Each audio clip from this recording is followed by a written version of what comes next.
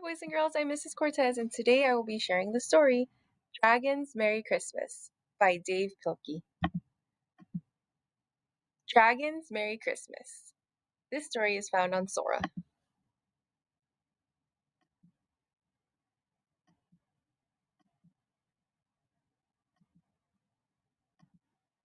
Chapter 1 The Perfect Christmas Tree. One cold morning, Dragon went out to find the perfect Christmas tree. He walked through the crunchy snow. He saw all sorts of trees, big ones, small ones, crooked ones, and straight ones. Finally, he found the most beautiful Christmas tree of all. It was not too big or too small, or was not too crooked or too straight. It was just right. Dragon looked down and saw the tree's beautiful brown trunk. It stood firm and strong in the frozen earth. He looked up and saw its beautiful green branches. They waved back and forth in the cold December wind. Dragon could not cut down such a lovely tree.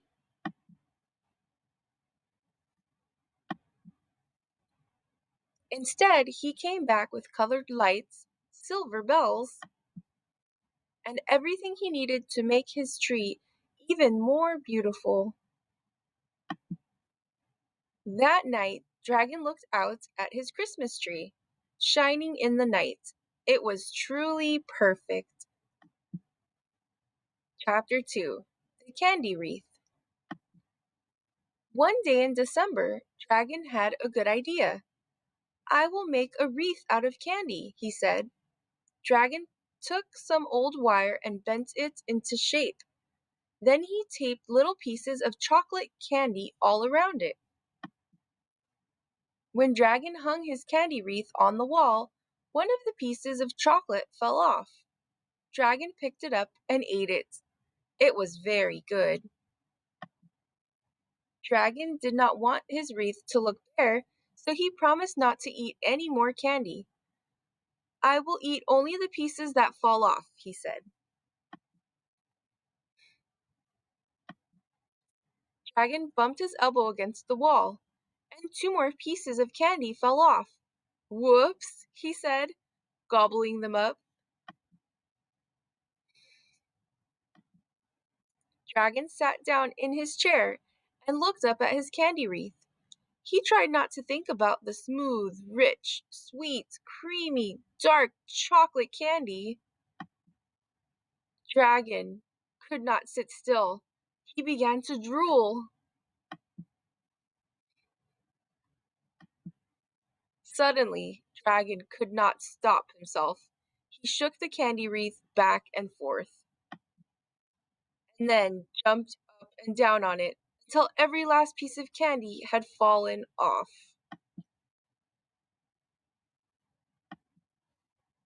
Dragon got a tummy ache from eating so much candy, so much chocolate. Next year, said Dragon, I will make my wreath out of pine cones. Chapter 3 Mittens. Dragon was always losing his mittens. No matter how hard he tried, he could never keep track of them. Whenever he needed them most, they were nowhere to be found.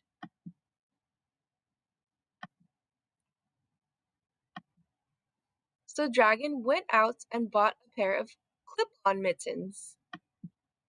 He clipped them to his coat sleeves, so he would never lose his mittens again. Then he lost his coat. Chapter 4 Merry Christmas, Dragon. Dragon loved Christmas. Every year he saved his money, and every Christmas he bought wonderful presents for himself. Dragon made a list of things he would buy. 1. Lots of food. 2. A new coat. 3. A big birdhouse. Then Dragon wrapped himself up in a warm quilt and headed off to the store.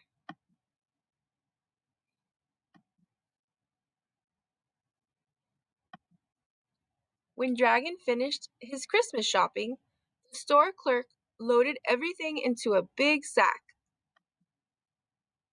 On his way home, Dragon passed some raccoons singing in the streets.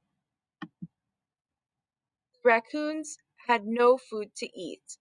They looked very hungry. Dragon reached into his sack and took out his big basket of food.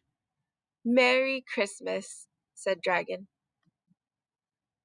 Then he passed an old rhino, shoveling her sidewalk. The rhino did not have a coat to wear. She looked very cold. Dragon reached into his sack and took out his new wool overcoat. "Merry Christmas," said Dragon. Finally, Dragon saw two little birds sitting on a branch. The birds did not have a home to live in. They looked very sad. Dragon opened his big sack, took out his birdhouse, and hung it on the branch. "Merry Christmas," said Dragon. When Dragon got home, his big sack was empty. There were no presents left for him. But Dragon did not feel sad. He went upstairs to his quiet room and crawled beneath his soft, warm quilt. And later, as he slept, Dragon dreamed he heard angels singing in the starry night.